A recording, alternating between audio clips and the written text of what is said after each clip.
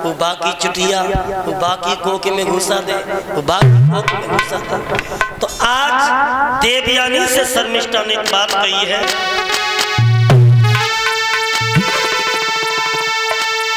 बोली भिखमंगी पलती है, खा खा कर भिक्षा दान मेरा, ऊंची पोशाक बनाने से क्या बदल गया।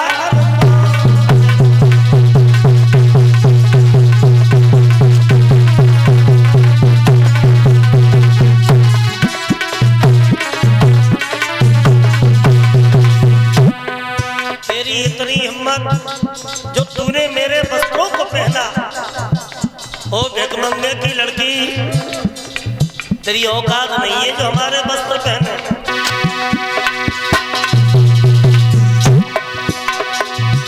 बोली भिखमंगी पलती है,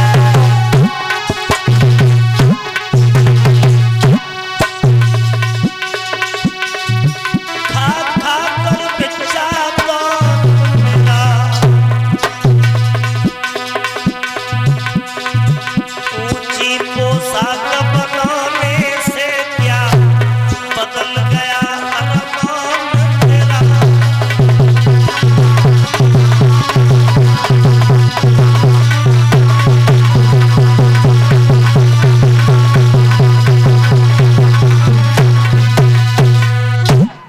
इन लड़कियों में इतना झगड़ा हुआ, इतना झगड़ा हुआ कि शर्मिष्ठा ने देवयानी को इतनो ढकेलो, एक कुआं था और बाई कुआं में देवयानी को फेंक दिया। अब पाने का उतना कहीं कम कुआं में ढकेले आई, अपने पिता को भी नहीं बताया कि हम कुआं में डाल के आई हैं। अब देवयानी का बियाबान जंगल में लोगों कुआं में पड़ी पड़ी रो रही है। अब सोच रही है कि कोई आए मुझे निकाले, तो कोई नहीं था। इलाहाबाद के राजा अयाती घोड़े पर सवार होकर के जा रहे थे, तो घोड़ों की टापों की आवाज देवयानी ने सुनी, तो वो कुआं में पड़ी थी।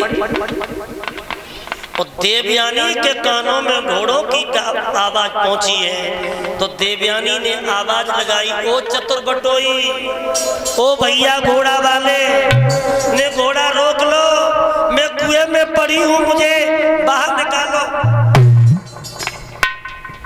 राजा ने जैसे ही देखा तो कुएं के अंदर एक सुंदर लड़की है। अपना दुसाला फांस दिया और दुसाला फांस करके राजा ने देवयानी को ऊपर खींचो, सो देवयानी ने महाराज की कलाई पकड़ ली और जन कलाई ना छोड़ी। राजा अयाती बोले, अरे इसका मतलब ये नहीं है कि हमने तुझे कुआं से बाहर निकाला तो तुम हमारी कलाई में छोड़ो। कहने लगी, महाराज जीवन में काऊ ने मेरी पहली बार कलाई पकड़ी है, तो मैं सोच रही हूँ कि जीवन भर के लिए आप मेरा हाथ पकड़ने का वादा करो। राजा अयाती पीछे हट गए। लड़की तू कौन है? तेरे पिता का नाम क्या है? तेरा नाम क्या है? और इस कुएं में क्यों आई है? कहने लगी, महाराज अगर पूछना चाहते हो तो सुनो, मैं कुएं में क्यों आई कि मेरी पैरनी हुई गई सहेलिया, हमारी सहेली बैरन हो गई। अरे मेरी बैरन हुई गई सहेलिया, ढकेल गई।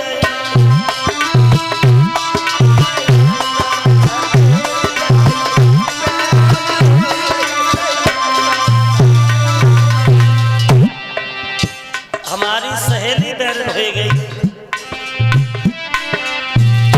अरे बैरन हुई गई सहेलिया, ढकेल गई।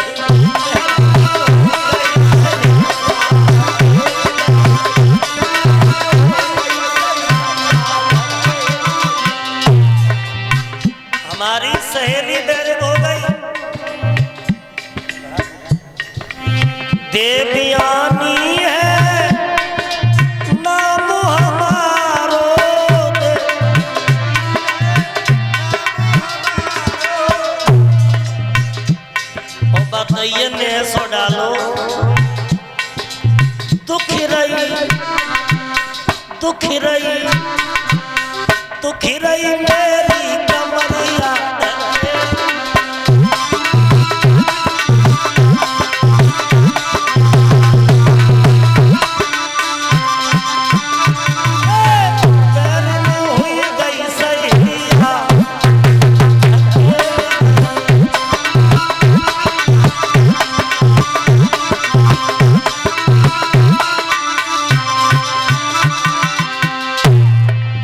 शुक्राचार्य की हम ही बेटी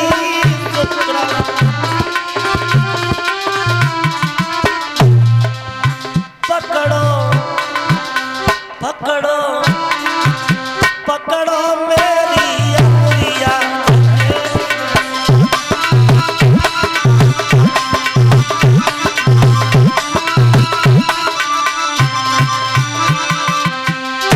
शुक्राचार्य पिता का नाम है, मेरा नाम है देवयानी।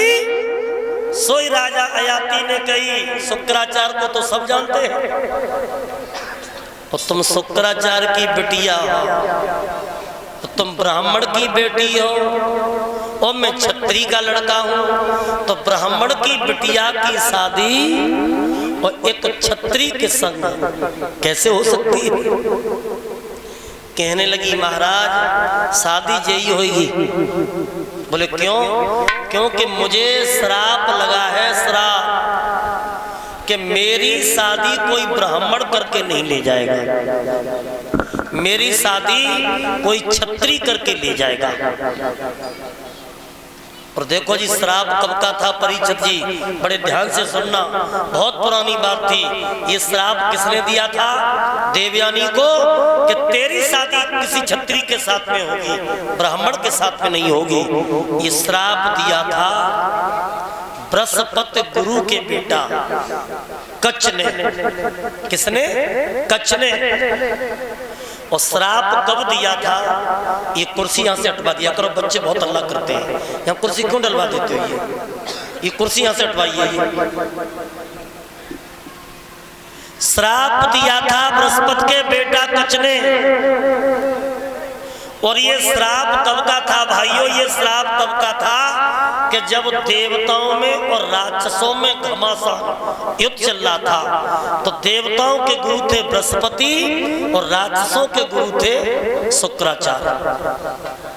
लेकिन परीक्षित जी शुक्राचार्य जो ब्राह्मण थे ना, इनके पास एक सजीवनी विद्या थी और विद्या से ये मरे हुए इंसान को जीवित कर देते थे, सजीवनी विद्या से। तो देवताओं ने सोचा कि शुक्राचार्य के पास सजीवनी विद्या है और राक्षस मरते हैं वो सजीवनी विद्या से जीवित करते जाते हैं, तो ये विद्या देवताओं की तरफ किसी को सिखाई जाए। अब सीखने वाला और कोई नहीं गया, गुरु का ही लड़का और शुक्राचार्य के पास में गया कि आप हमको सजीवनी विद्या सिखाओ। तब शुक्राचार्य ने कही कि तुम दुश्मन के बच्चे हो और दुश्मन के बेटा को कोई विद्या नहीं सिखा सकता, लेकिन इतना तो है कि हम तेरी आस को निराश नहीं करेंगे। तब विद्या सिखाई कच्छ को शुक्राचार्य ने और देवयानी का कच्छ का प्रेम हो गया।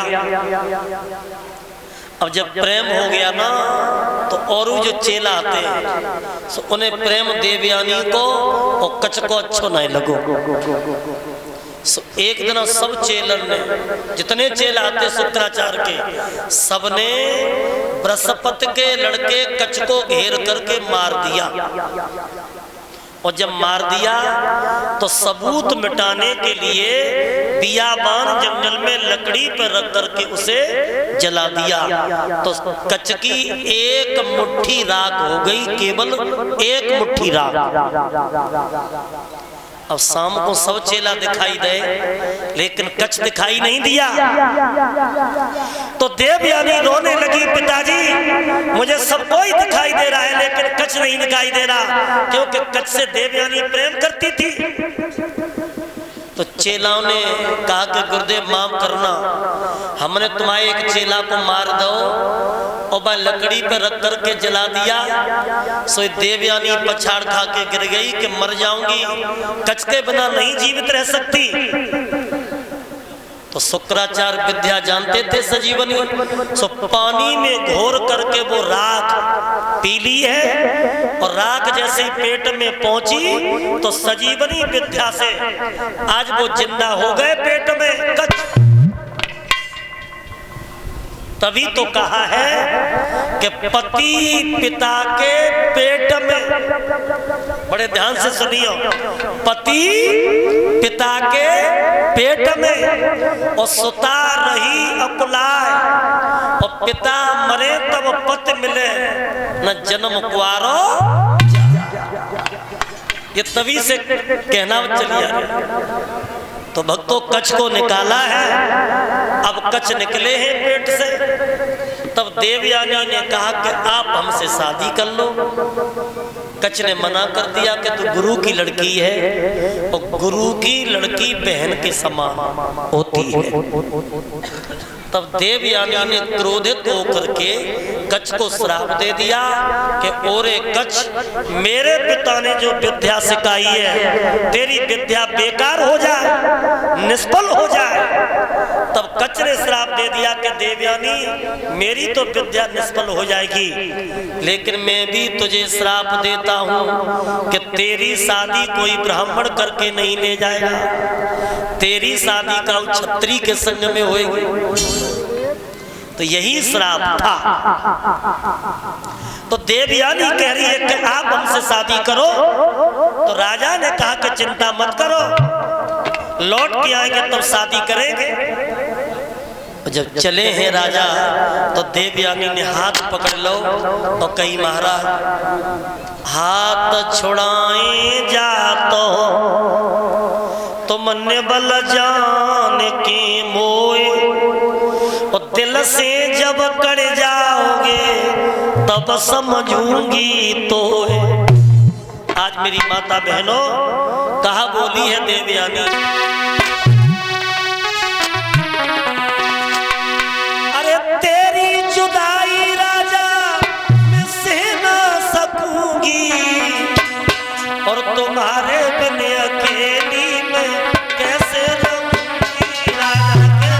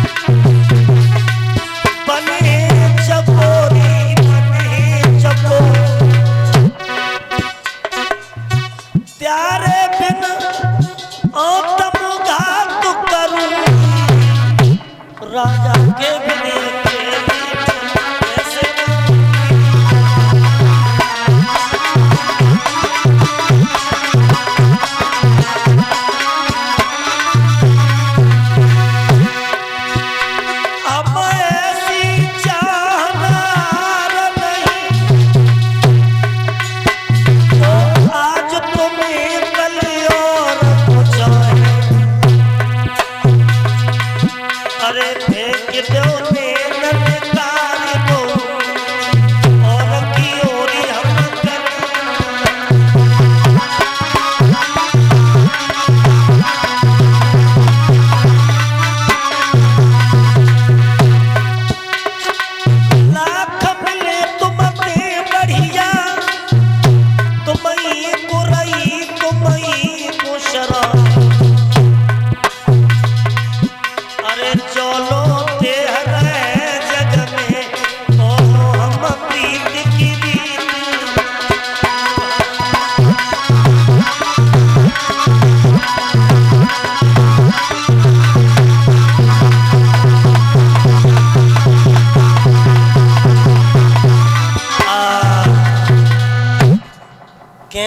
महाराज तुम्हारे बिन मर जाऊंगी, जिंदा नहीं रह सकती।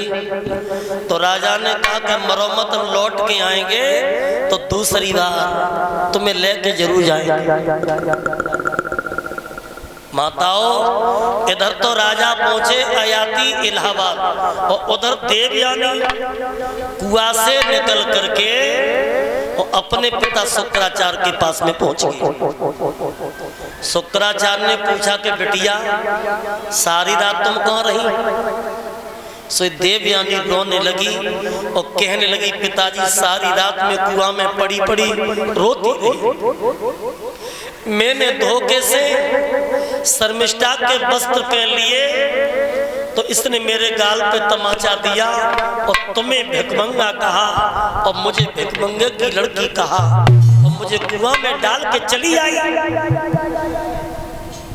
शुक्राचार्य ब्राह्मण बोले, इसका मतलब ये है कि जिस जगह पे ब्राह्मण का अपमान हो तो उस जगह पे ब्राह्मण का रुकना ठीक नहीं है।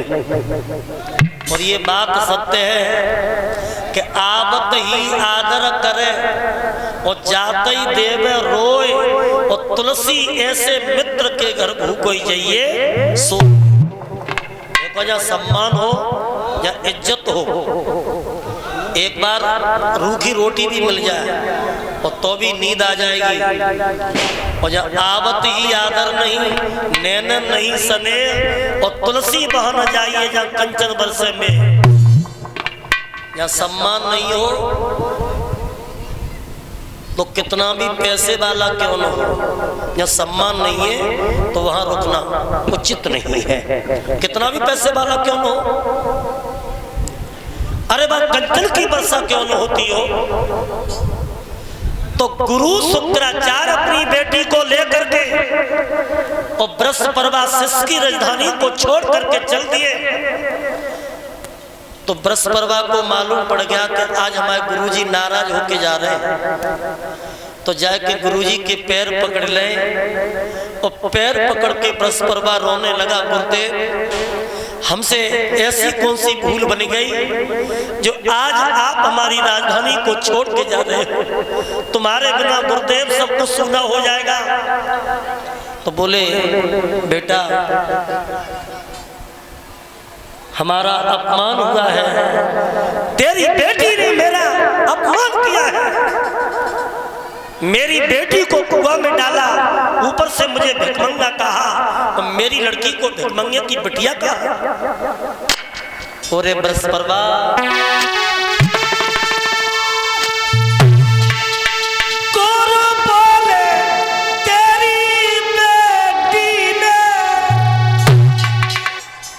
बेटी है, बिटिया तुम्हारी ये बहुत तेज है, जन्ना कटवा दिया ना।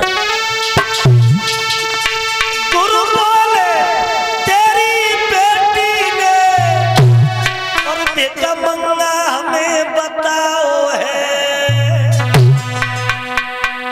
मेरी बिटिया को तेरी बिटिया ने अंधे कुआं में गिरा।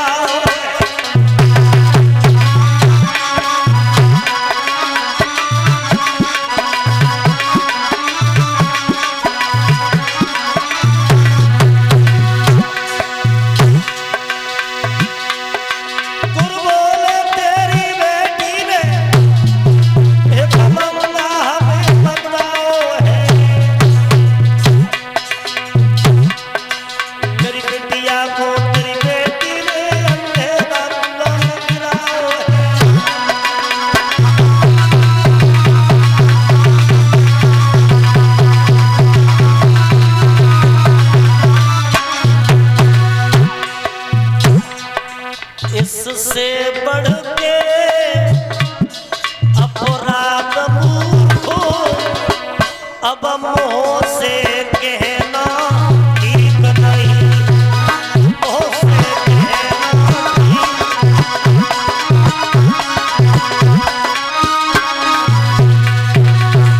अरे राजन अब ऐसी संगत में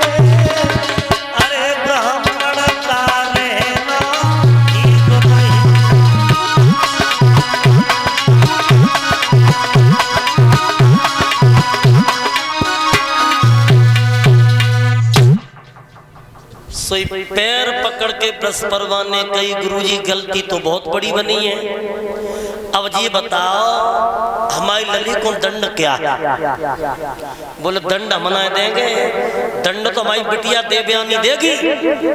सो देवयानी ने कही सुनो महाराज, मेरी शादी होगी और मैं दुल्हनिया बन के जाऊंगी तो तुम्हारी लड़की मेरी दासी बन के जाएगी। दासी सारा जीवन दासी बन के रहेगी। अब तो शर्मिष्ठा रोने लगी, मुझे इसकी दासी बनना पड़ेगा। कुछ समय के बाद सनई सनई वक्त गुजरता गया और ये 100 रुपये लालू प्रसाद यादव भरतना से भंडारे में दान कर रहे हैं और 2 से 1 रुपये से जो हमारा सम्मान स्वागत किया है दोनों भाइयों ने, अरविंद यादव और सरविंद यादव नेताजी, इनकी तरफ से हमारा इस व्यासपीठ पर 2 से 1 रुपये से सम्मान किया गया है। धर्म क्षेत्र में इनके हाथ आगे के लिए बढ़ते रहें, यही कामना हम भगवान से करते हैं। और जीवन में जो भी बाधाएं हों कन्हैया इनसे हमेशा पृथक करता रहे। बोलिए वृंदावन में हरि लाल की जय। अब 2 लाइन का कीर्तन बोलेंगे सभी भक्तजन और तालियां बजाते हुए मनवाड़ी को पवित्र करेंगे। बड़े भाव से बड़े प्रेम से